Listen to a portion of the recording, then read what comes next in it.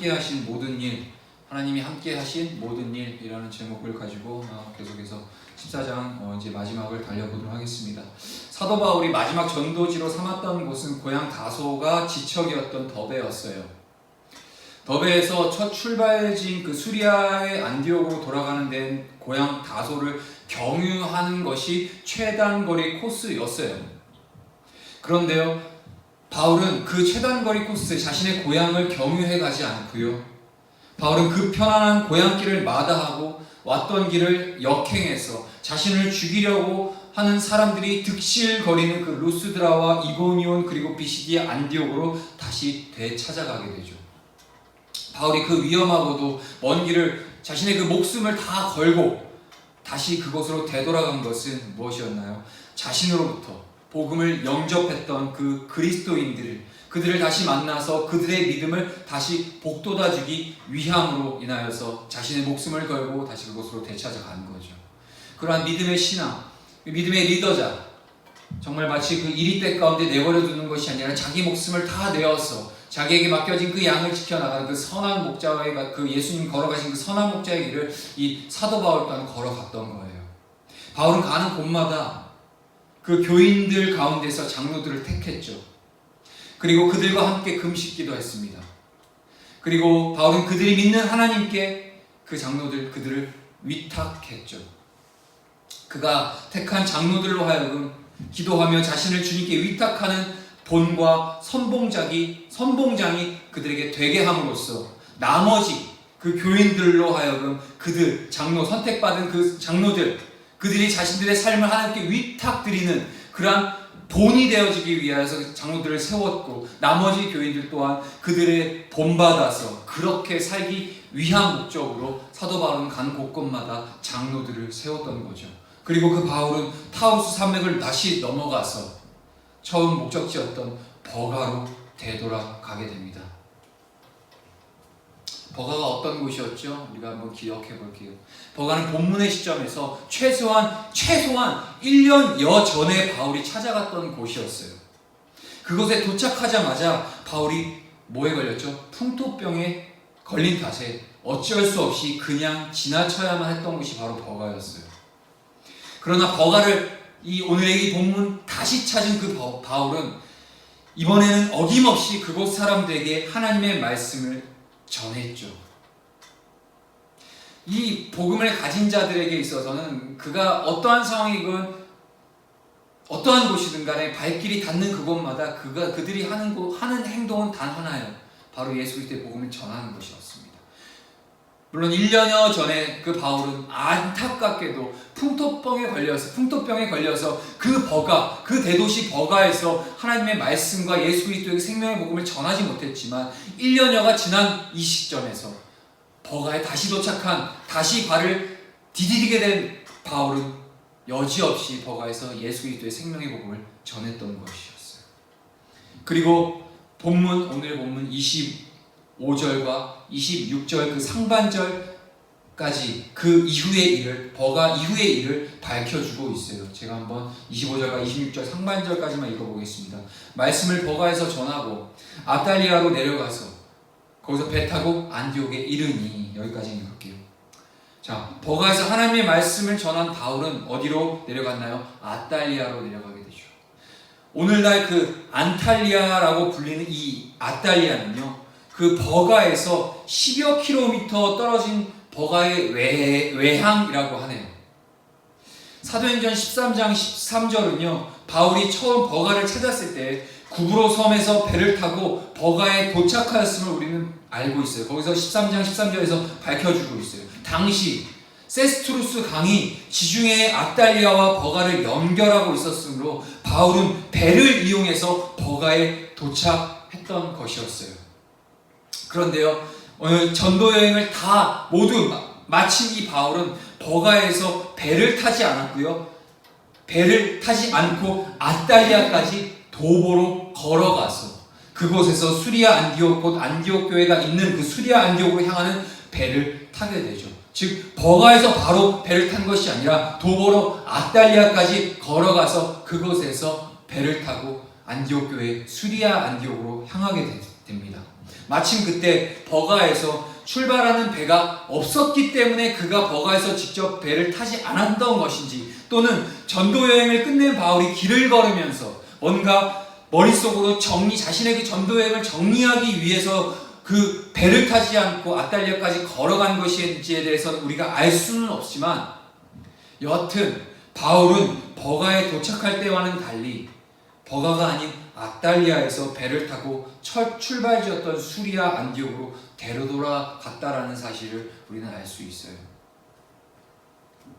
자, 바울의 연대기를 이제 계산하면요, 주후 45년 봄경에 지중해 세계에 복음을 전하기 위해서요 수리아 안디옥으로 출발했었고요. 그 출발했던 바울이 오늘 본문에서 수리아 안디옥으로 다시 되돌아가기까지는 최소한 1년 이상에서 가깝게는 2년까지도 시간의 그 경계가 있다라는 거예요.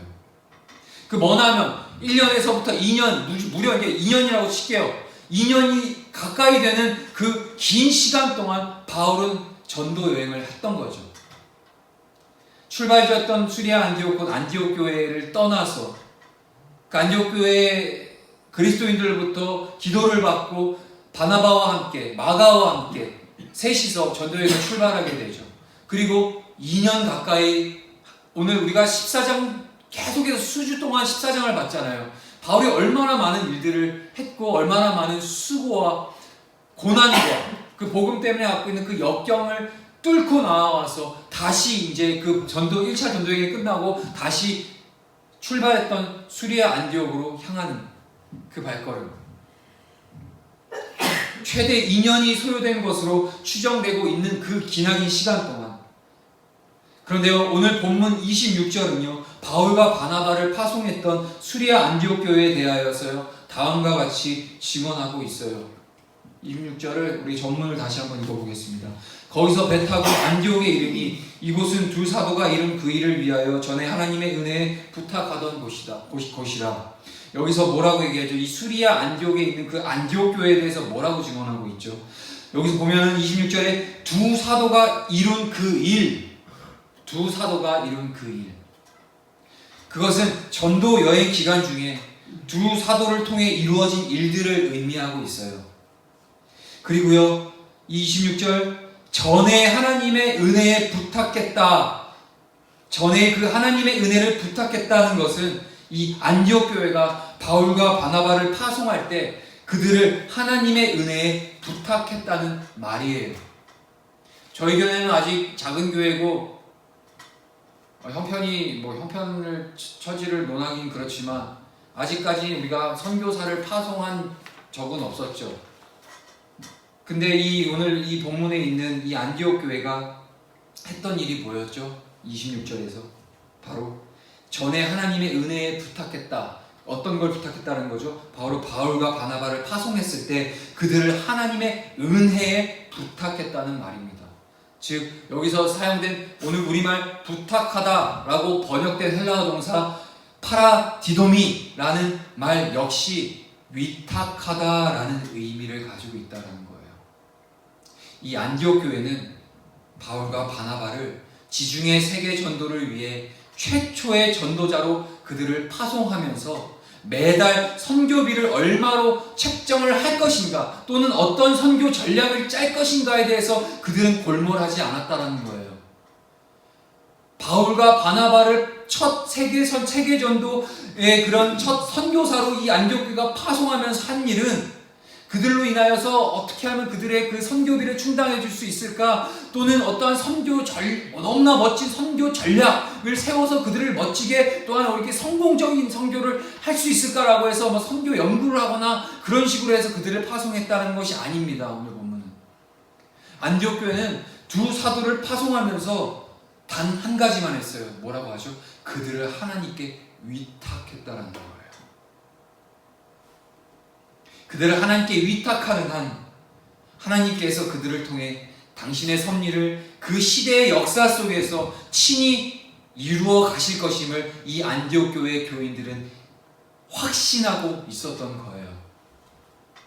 이것이 오늘 이 본문이 전도 여행 중에 바울과 바나바를 통해 이루어진 일이 하나님의 은혜의 결과라는 사실을 분명하게 전해주고 있는 이유인 겁니다. 오늘날 많은 교회들이 선교사를 파송하죠. 이 대한민국 교회가 전 세계 선교사 파송 2위 국가예요.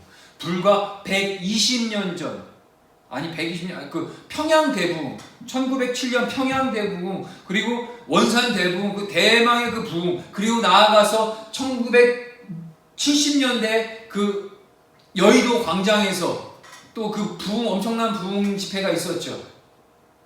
저는 그때 태어나지 않아서 모르지만 아마 기독교 역사 거의 대한민국 한국 교회사 가운데 길이 남을 엄청난 부흥 집회가 70년도에서부터 어마어마하게 이루어졌던 것 같아요. 그때 당시 우리 대한민국 사회가 경제 발전이 아직 다 완전히 이루어지지 않았던 그때 그 부흥의 현장 가운데 그 여의도에 부흥 수많은 수십만 명의 이 대한민국 성도들이 모였고 함께 하나님 앞에 기도할 때 그때 서원했어요. 어떤 서원했냐?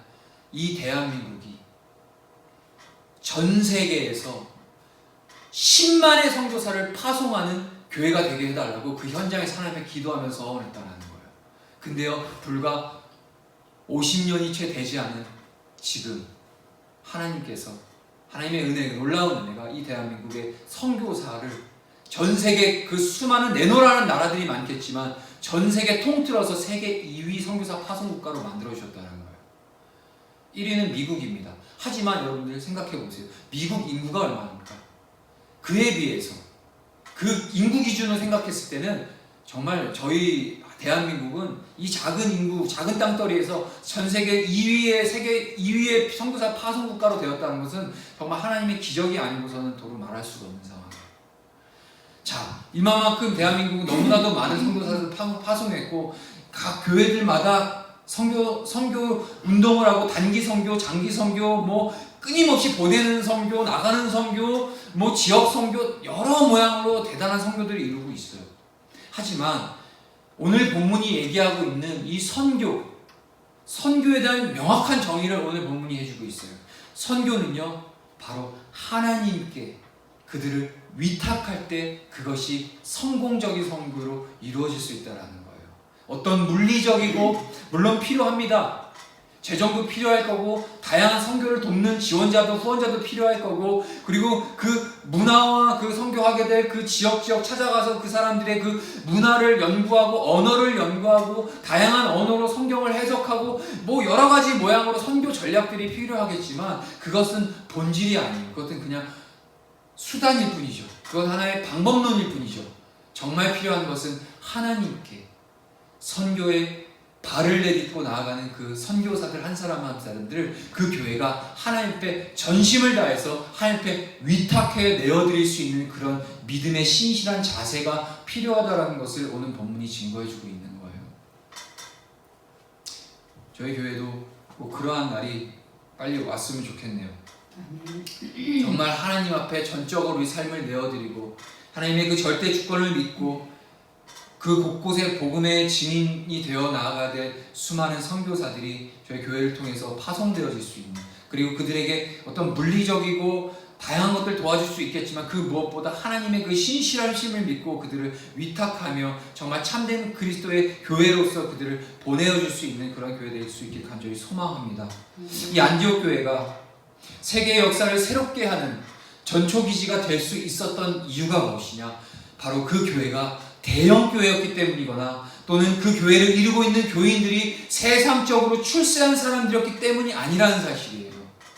그 교인들이 먼저 자신을 하나님의 은혜 가운데 위탁했고 또 다른 사람을 하나님의 은혜에 위탁하게 해주는 진정한 그리스도인이었기 때문에 이 안디옥 교회가 바로 세계 선교의 역사를 주관했었던 전초기지로 우리가 기억될 수 있었던 사실이라는 것을 분명히 우리는 인지할 수 있어야 됩니다. 바로 그 교회 출신인 바울이 가는 곳마다 장로들을 택해서 그들로 하여금 하나님께 자신을 위탁하는 곧 선봉장이 되게 한 것은 너무나도 당연한 일이었어요. 바울이 여기서 엄청난 선교 전략을 배웠기 때문에 학문적으로 그것들을 준비하고 연구했기 때문에 그렇게 바울의 선교 전략이 그랬던 것이 아니라 안디옥 교회 성도들이 먼저 자신을 파손 보낸 그 안디옥 교회 성도들이 자신들로 하여금 하나님께 자신을 위탁드리는 그런 믿음을 안디옥 교회를 통하여서 바울은 배웠기 때문이에요. 그래서 이 바울은 자신이 가는 그 선교의 현장마다 가는 곳곳마다 장로들을 세워서 그 장로들로 하여금 자신을 하나님께 위탁드리는 그런 믿음으로 먼저 그들을 세웠던 거예요. 인간이 자신을 하나님께 위탁하기 전까지는 그 어떤 인간도 하나님의 통로로 쓰임받을 수는 없기 때문이에요. 수리아 안디옥으로 되돌아간 바울이 무엇을 했는가에 대해서는 이어서 나오는 본문 27절이 전해주고 있습니다. 읽어볼게요. 그들이 이르러 교회를 모아 하나님이 함께 행하신 모든 일과 이방인들에게 믿음의 문을 여신 것을 보고하고. 자, 수리아 안디옥에 도착하는 즉시 이 바울과 바나바는 무엇을 했죠? 교회들을 모아냈어요. 교인들을 모아 특별 집회 성회를 가졌다는 말이에요. 쉽게 얘기하면 그 집회는 전도 여행 중에 하나님께서 그들과 함께 행하신 모든 일과 또 하나님께서 이방인들에게도 믿음의 문을 여셨다는 것을 교인들에게 보고하는, 이를테면 전도 보고 성회였다라는 거예요. 우리말 여기서 보고하다라고 번역된 헬라어 동사 아난겔로라는 이 헬라어 동사 아난겔로의 원문에는요 미완료형으로 기록되어 있어요. 이것이 무엇을 뜻하냐? 그저 형식적으로 간략하게 그들에게 선교 보고를 한 것이 아니라 아주 세밀하고 장시간에 걸쳐서 몇 번이고 그들이 이해하고 인정할 만큼 되풀이하고 상세하게 보고했다는 말을 얘기해주고 있는 거예요. 최소한 1년여 이상에서 최대 2년까지 소요되었던 그 전도 여행 중에 그가 무슨 일이 있었고 우리는 이미 잘 알고 있어요. 무슨 일을 겪었는지에 대해서 우리는 14장 전체를 통하여서 잘 알고 있죠. 첫 번째, 전도지로 삼았던 그 구브로성. 그러나 그 첫 번째 전도지에서 전도팀의 우두머리가 바나바에서 바울로 바뀌게 되었어요. 당사자들이었던 바울과 바나바에게는 누가 그 전도 여행의 우두머리가 되느냐에 별로 그들에게는 큰 문제가 되지 않았어요. 그런데 그것은 당시 그들과 동행했었던 바나바의 사촌 동생이었던 수행원 마가에게는 그 사실이 수용하기가 힘든 일이었어요. 청년 마가는 새로운 우두머리가 된 바울과의 사이에서 심한 갈등을 겪었음이 분명해요. 그래서 그는 새로운 우두머리가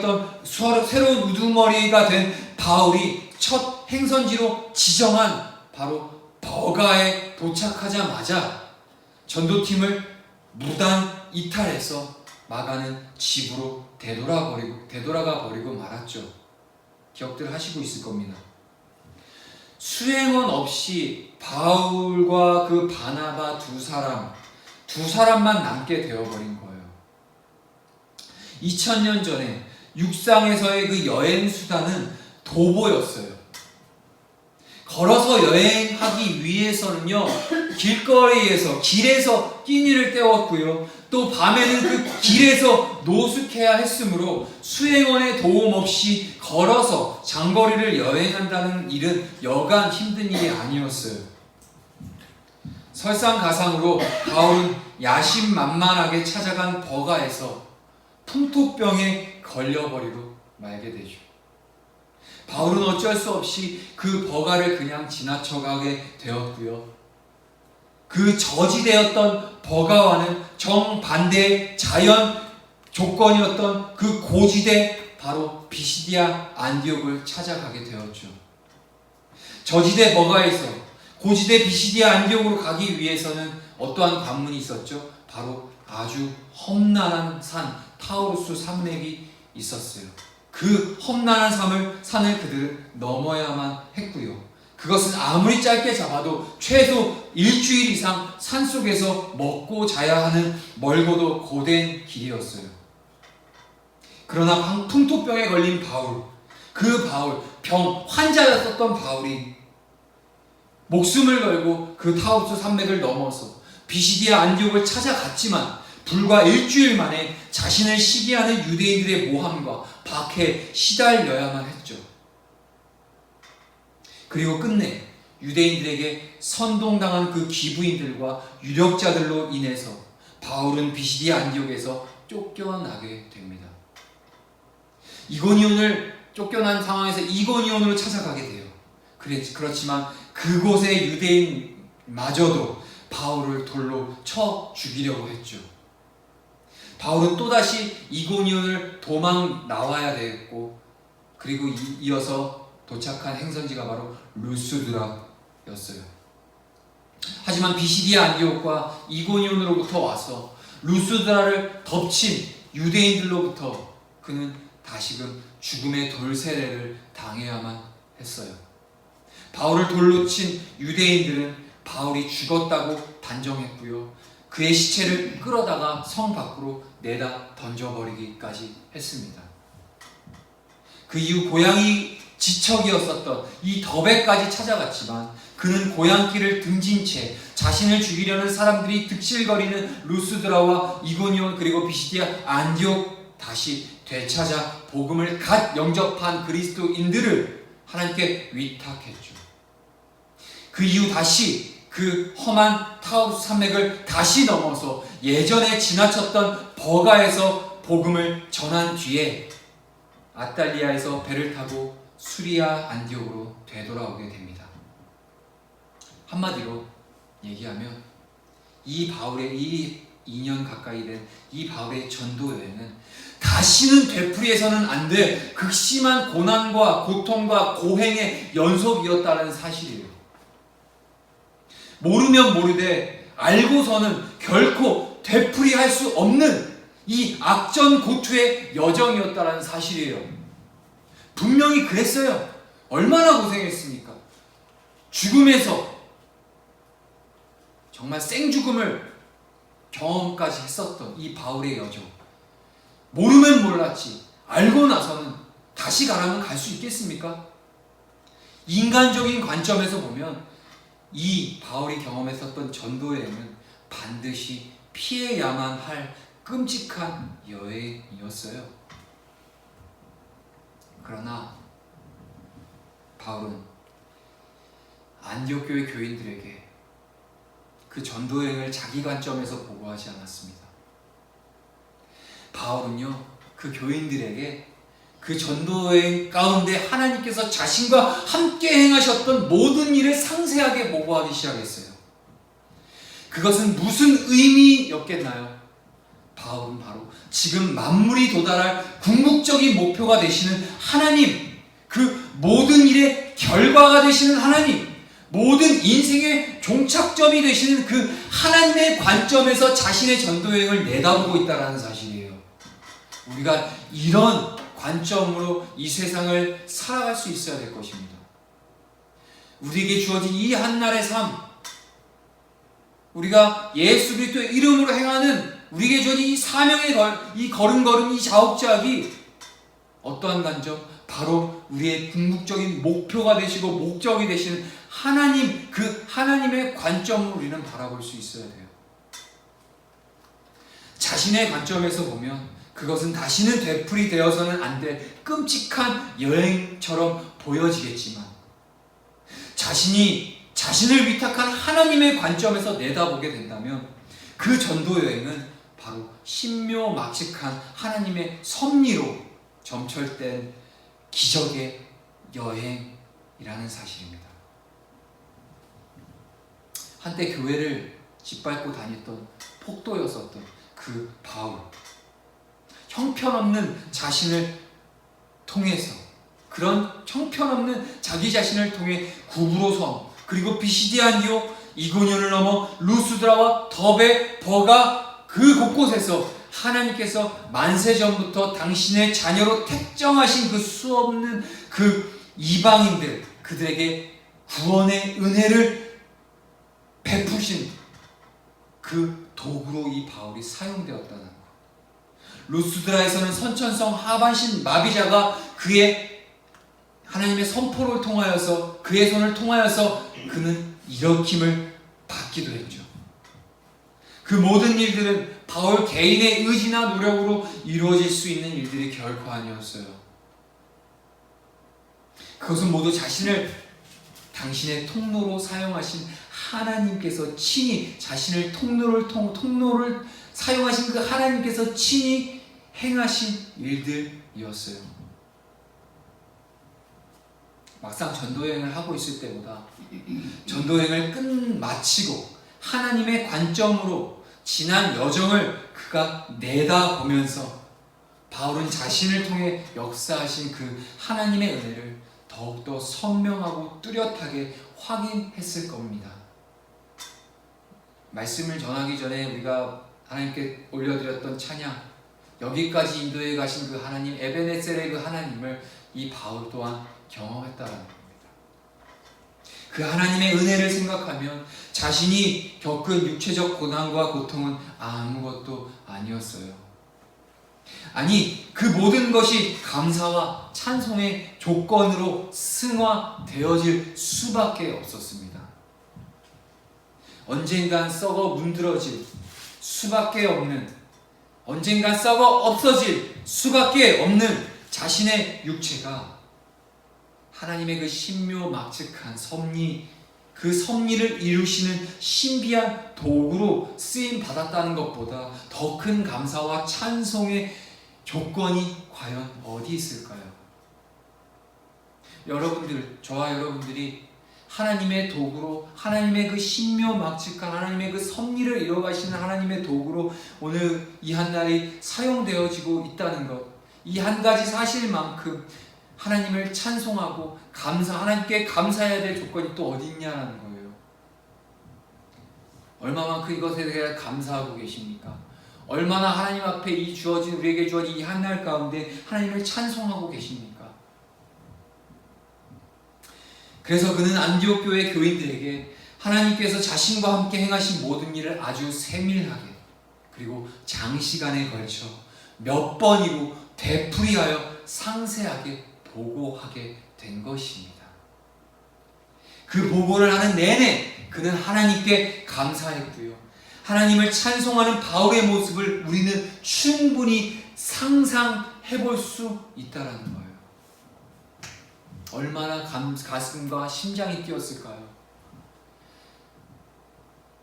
루스드라와 비시디아 안디옥과 이고니온, 더베 가는 곳곳마다 하나님이 행하신 그 놀라운 일들을, 자기를 통해서 행하신 놀라운 일들을 그는 그 안디옥 교회 성도들에게 선교 보고를 하는 내내 그의 가슴과 심장은 아마 두근두근 거렸을 겁니다. 비록 힘이 들고 고된 여정이었지만 그 가운데서도 자신을 내버려 두지 아니하시고 매 순간마다 자신의 손을 붙잡고 자신의 그 지쳐서 걷지도 못할 것 같은 그 발목을 붙드시고 가는 곳곳마다 하나님의 놀라운 일들을 행하시는 것들을 직접 눈으로 보이신 그 하나님을 기억하고 떠올리면서 이 바울이 그 전도 여행하는 그 선교 보고에 시간이 얼마나 가는지도 모른 채 세세하고 면밀하고 아주 기나긴 시간 동안 그 안디옥 교회 성도들에게 자기 신에게 주신 그 하나님의 은혜를 그 나누는 바울의 심정을 여러분들 조금이라도 느껴보신 적이 있으십니까? 하나님에 대한 참된 감사와 찬송은 이처럼 만물이 도달할 궁극적인 목표가 되신 그 하나님, 모든 일의 결과가 되시는 하나님, 그리고 모든 인생의 끝, 곧 종착점이 되시는 그 하나님의 관점에서 내다볼 때에만 감사와 찬송이 가능해진다는 거예요. 이것은 지나간 과거의 일에 국한된 이야기가 아니에요. 현재의 상황 역시도 마찬가지라는 겁니다. 현재의 상황이 아무리 절망적일지라도 만물이 도달할 궁극적 목표가 되시는 것은 하나님이며 모든 일의 결과가 되시는 분 또한 하나님이 되시며 모든 우리의 인생의 종착점이 되시는 분이 바로 하나님, 곧 그 하나님의 관점으로 현재 우리에게 놓여있는 이 상황 가운데 절망이 아니라 그 하나님의 관점으로 자신을 내다보게 된다면 그 순간 어떠한 반응이 일어나냐, 바로 하나님을 찬송하고 감사하게 되어질 수밖에 없다는 거예요. 하나님께서 보잘것없는 자신과 함께 해주고 계시다는 것을 확인하는 것만으로도 이 하나님께서 하찮은 자신의 삶 속에서 당신의 섭리를 이루고 계시다는 것을 자각하는 것만으로도, 또한 그런 것, 하나님께서 모든 것을 협력하여서 당신의 선으로 이루어 가시고 그 선이 당신의 완전한 선으로 귀결될 것임을 믿는 것 그 하나만으로도 범사에 감사할 수 있고 하나님을 찬송하지 않을 수 없게 됩니다. 이 사실을 깨달으면 그제서야 이 하박국 선지자의 그 유명한 고백의 진리를 비로소 바르게 파악할 수 있게 됩니다. 잘 아시는 말씀 읽어보도록 하겠습니다. 비록 무화과 나무가 무성하지 못하며 포도나무에 열매가 없으며 감람나무에 소출이 없으며 밭에 먹을 것이 없으며 우리의 양이 없으며 외양간에 소가 없을지라도 나는 여호와로 말미암아 즐거워하며 나의 구원의 하나님으로 말미암아 기뻐하리로다. 내 계획이 수포가 되고 수포로 돌아가고 내 곳간에 남은 양식이 하나도 없고 내 주머니는 텅 비었고 이러한 상황 속에서 대체 어떻게 이러한 고백이 가능할 수 있었을까요?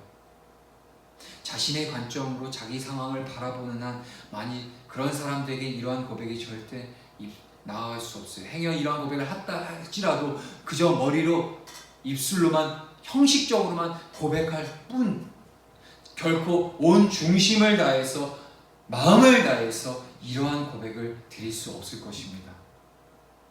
이 고백은요, 하나님의 관점에서 내다볼 때에만 참된 고백으로 고백되어질 수 있다는 거예요. 하나님의 관점에서 내다보면 나의 계획이 무산되었기에 도리어 하나님의 섭리가 오묘하게 이루어지고 있음이 보여지게 되고요. 나의 곳간이 비었기 때문에 지금이야말로 하나님께서 나 자신을 온전히 하나님께 위탁해야 할 은혜의 때임이라는 사실이 보여지게 된다는 거예요. 그리고 내 주머니가 빈 주머니이기 때문에 그 결과는 반드시 모든 것이 협력하여 하나님의 선으로 귀결될 것임이 분명하게 보여지게 됩니다. 하나님께서는 만물이 도달할 궁극적인 목표이십니다. 우리 하나님께서는 모든 일의 결과가 되어주십니다.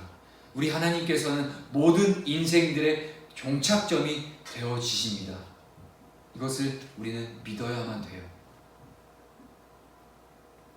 우리가 살아가는 존재의 목적, 또한 이 삶을 통해서 결국에 궁극적으로 우리가 취해야 할 그 영원한 그 땅, 결국 그곳에 계신, 그곳에 존재하시고 그곳에 우리와 함께 하실 그 하나님이 우리 삶의 목표가 되어지고 목적이 되어지며 우리 삶이 행하는 모든 일의 근거로 또한 우리가 취해야 될 궁극적인 존재, 바로 하나님, 그 한 분이 되셔야 됩니다. 그 하나님께서 우리의 아버지가 되신다는 사실을 여러분들 믿고 계시나요? 그렇다면 우리 모두 하나님 그 아버지의 관점으로 현재 우리에게 주어진 이 상황들, 우리 교회에게 주어진 상황, 이 민족, 이 나라 가운데 주어진 상황, 그리고 이 열방 가운데, 이 지금 세계 가운데 놓여져 있는 이 상황을 바로 우리 아버지의 관점으로, 하나님의 관점으로 바라보실 때 이러한 상황 속에서 정말 답이 안 나온 이 상황 속에서도 감사와 찬송이 우리 입술, 우리 마음, 우리의 영혼을 다 짜내어 하나님을 찬양하고 감사할 수 있다는 사실을 잃어버리지 않길 간절히 소망합니다. 기도하겠습니다.